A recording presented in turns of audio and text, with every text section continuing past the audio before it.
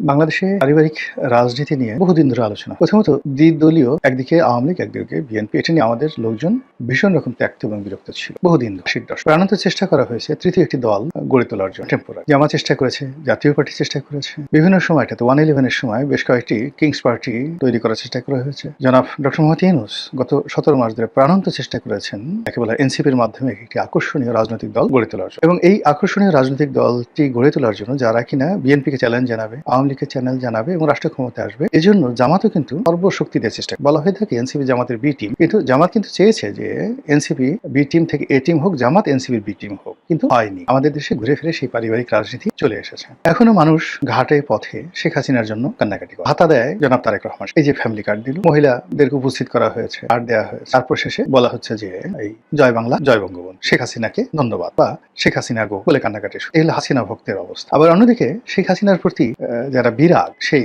বিরাগ যারা আছে তাদের মধ্যে অনেকে আবার খালেদা জিয়াকে অসম্ভব পছন্দ। এইরকম খালেদা জিয়ার এরকম একজন ভক্ত, তার কাছে মোহাম্মদ আরাফাত সাবেক যে তথ্য প্রতিমন্ত্রী ছিলেন, তিনি যে গুলশান থেকে নির্বাচন করলেন, তো সেখানে গেলেন, তো তিনি খুব আগ্রহ নিয়ে সেই শেখ হাসিনার একটা ছবি দেখিয়ে বললেন যে বলেন তো খালাম্মা একে। সে মহিলা বলল এটা হলো হাসিনা মাগি। এখন ক্যামেরা চালানো, আরাফাত কি করবে, তাড়াতাড়ি বলে হায় আল্লাহ কয় কি, এই কথা কয় কি।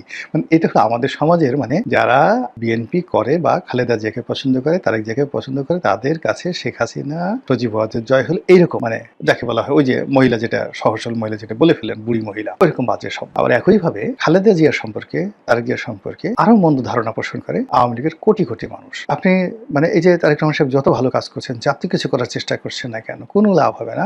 আওয়ামী লীগের লোকজন মরার আগেও বলবে যে শেখ হাসিনা যে কথাগুলো বলে গেছেন, মানে বেগম জিয়া সম্পর্কে বা তারেক জিয়া সম্পর্কে একই কথা তারা বলবেন, এবং তারা বলবেন মরে গেলেও বলবেন শেখ হাসিনা সঠিক আছে। এই যে একটা সমীকরণ, মেরুকরণ, এটা কিন্তু এরশাদ জমানাতে প্রবল আকার ধারণ করেছিল, এবং তখন থেকে কিন্তু মানুষ চেয়েছিল যে দুটো রাজনৈতিক দলের বাইরে তৃতীয় ধারা আসুক, এবং ৯০-র গণঅভ্যুত্থানের পরে যে ৩ জোটের যে রূপরেখা হয়েছিল, সেই রূপরেখা আসলে এই ব্যারিয়ারটা ভেঙে দেওয়ার চেষ্টা করা হয়েছিল, কিন্তু এটা হয়নি, আরো মজবুত হয়েছে। তো এখন বাংলাদেশে ঘুরে ফিরে এই দুটো পরিবারের রাজত্ব করে যাচ্ছে। আওয়ামী লীগ টানা ১৭ বছর ধরে শাসন করলো। আসলে আওয়ামী লীগ করেনি, এটা মূলত শেখ পরিবার করেছে। আওয়ামী লীগ শাসন করেনি, এটা মূলত গোপালগঞ্জ করেছে। আওয়ামী লীগ শাসন করেনি, মূলত এটা গ্রেটার ফরিদপুর করেছে, বা ফরিদপুর, বরিশাল, খুলনা বিভাগ করেছে, বাগেরহাট করেছে, শেখেলালের এলাকা করেছে, এরকম কথা বলা হয়ে থাকে। আবার এখন যে রাজনীতি চলছে, সেই রাজনীতিতে কুমিল্লা, ফেনী, বগুড়া রাজনীতি চলছে, দেশ চালাচ্ছে তারা। এখন বগুড়ার এটা ময়না পাখি, টিয়া পাখি, শালিক, সেও যদি এসে মানে আপনার সামনে এসে বলে এই আমার বাড়ি বগুড়া, একটা রয়্যাল বেঙ্গল টাইগারকে যদি বলে যে চুপ, এটা একটু শব্দ করবি না, মরে যায়,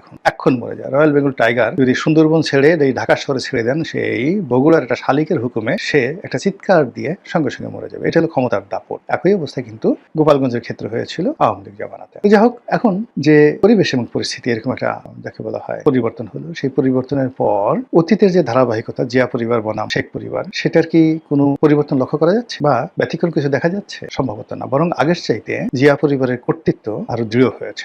আগে বেগম জিয়া কখনোই তার পরিবারকে সামনে আনতেন না, জিয়াউর রহমান তো আনতেন, একেবারে আনতেন না, কিন্তু এখন আপনি দেখুন যে জামাল রহমান সামনে চলে আসছেন, শর্মিলা আহমেদ কোকর যে স্ত্রী তিনি আসছেন, তারপর সেই যাকে বলা হয় তারেক রহমান সাহেবের যে ওয়াইফ, তিনি সামনে চলে আসছেন, ডাক্তার জুবাইদা রহমান। এর বাইরে জুবাইদা রহমানের মা, তিনিও সামনে আসছেন, ফ্রন্ট লাইনে চলে আসছেন। মানে এটা রাজপরিবার, একটা রাজপরিবারকে যেভাবে সেলিব্রেট করা দরকার, ঠিক সেভাবে তাদেরকে সেলিব্রেট করা